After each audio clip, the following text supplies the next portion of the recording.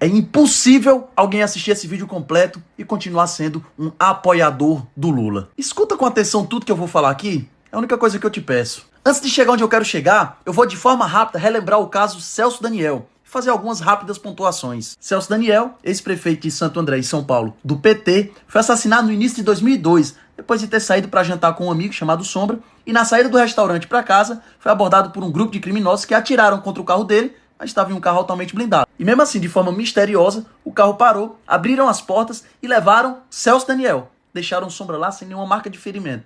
Mas levaram o Celso Daniel. E 2 dias depois, Celso Daniel aparece morto, com várias marcas de tortura. E agora que o negócio fica bizarro. O criminoso apontado como líder da quadrilha que sequestrou Celso Daniel foi o Dionísio Aquino Severo, resgatado por um helicóptero em um presídio de Guarulhos 2 dias antes do sequestro.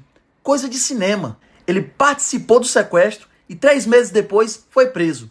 Dentro do presídio, ele disse à polícia que tinha revelações a fazer, mas não conseguiu.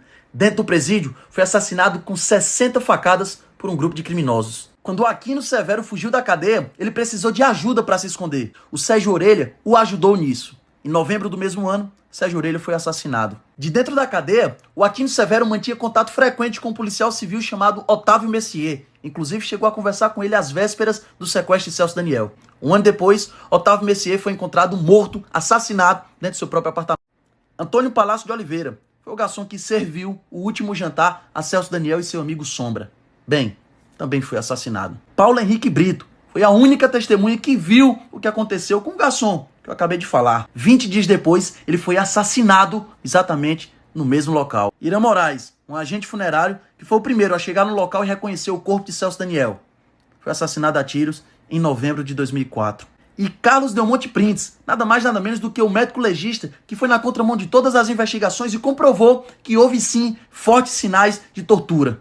Bom, em 2005 foi encontrado morto e a polícia disse que ele cometeu suicídio. Obviamente que esse assunto repercutiu muito e os irmãos de Celso Daniel não se contentaram com a investigação, que em 2002 concluiu que o que aconteceu com Celso Daniel foi simplesmente um crime de sequestro comum. Eles inclusive chegaram aí no Jô Soares, em rede nacional, afirmar que achavam que tinha dedo do PT no meio do assassinato do seu irmão. Com tanta pressão, o caso foi reaberto, mas rapidamente foi arquivado pela uma delegada chamada Elizabeth Sato. Ela alegou falta de provas conclusivas. E agora, sem nenhuma pretensão, aqui vai uma mera coincidência.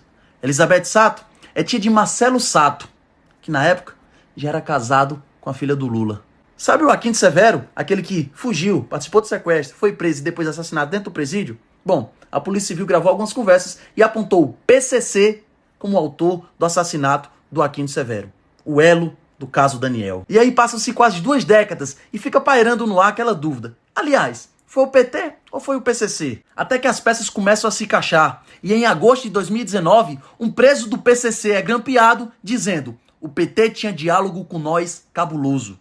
É isso mesmo, diálogo do PT com o PCC. E em junho desse ano, o João Muniz, que já fez algumas declarações de bens do Lula e que atualmente é o contador do Lulinha, filho do Lula, e que ainda divide sala com ele, é suspeito de lavar 16 milhões em loteria com o PCC. Além disso, recentemente foi encontrado na sala do Senival Moura, um vereador do PT, alguns cheques comprovando a ligação dele com o PCC. Mas até então eram apenas supostas ligações entre o PT e o PCC. Até que agora, o cara que já foi o braço direito do Lula, Marcos Valério, confirma à Polícia Federal relações entre o governo Lula, PT e o PCC. E ele vai além, ó. Tesoureiro do mensalão do governo Lula revela que Celso Daniel fez dossiê sobre petistas e foi assassinado. Sabe aquela dúvida lá atrás? Foi PT ou foi o PCC? Bom, agora está comprovado que PT e PCC andam lado a lado. E diante de tantos fatos, ligando o PT ao PCC, eu não poderia deixar de fazer esse parêntese. Foi capa da Cruzoé em 2018, a sombra do PCC.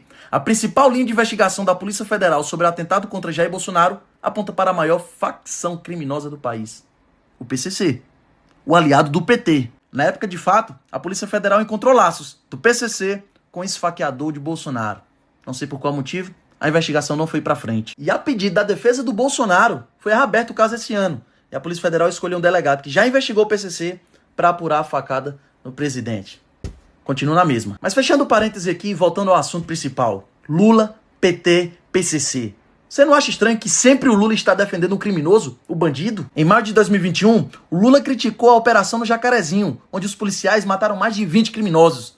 Mas o Lula criticou a operação e disse ausência do Estado. E em maio desse ano, 2022, mais uma vez o Lula saiu em defesa dos criminosos. Criticou a operação policial na Vila Cruzeiro, no Rio de Janeiro, onde os policiais mataram mais de 20 criminosos. Mais uma vez ele vai lá. O Estado só aparece nas comunidades quando é pra matar alguém. Preste atenção. Você não acha que é no mínimo estranho ver que o Lula, em plena pré-campanha, abre a boca pra dizer que pediu à FHC a libertação dos sequestradores de Abílio Diniz? Isso não é pra ganhar o voto do povão, não é pra ganhar aplausos do povão. Isso é um nítido recado ao crime. É dizendo, ei narcotraficante, ei ladrão de celular, ei criminoso, eu tô aqui e eu tô do lado de vocês. É tão nítido. Basta você ver o programa de governo do Lula, onde ele sugere menos rigor contra as drogas e reeducação de policiais. Isso é desse mês, julho de 2022. Ser menos rigoroso contra as drogas só vai beneficiar os narcotraficantes. Sério mesmo que tu não tá vendo o Lula defendendo narcotraficante, criminoso, sequestrador e andando lado a lado com o PCC? Sério mesmo que tu vai ignorar que o cara que já foi o braço direito do Lula citou o Lula como um dos mandantes da morte de Celso Daniel? Se lembra que no começo do vídeo eu falei que era impossível você assistir o vídeo completo e continuar sendo um apoiador do Lula? É verdade. Porque quem continua do lado do Lula, mesmo diante de todos esses fatos, não é um apoiador, muito menos um eleitor, e sim um cúmplice do crime.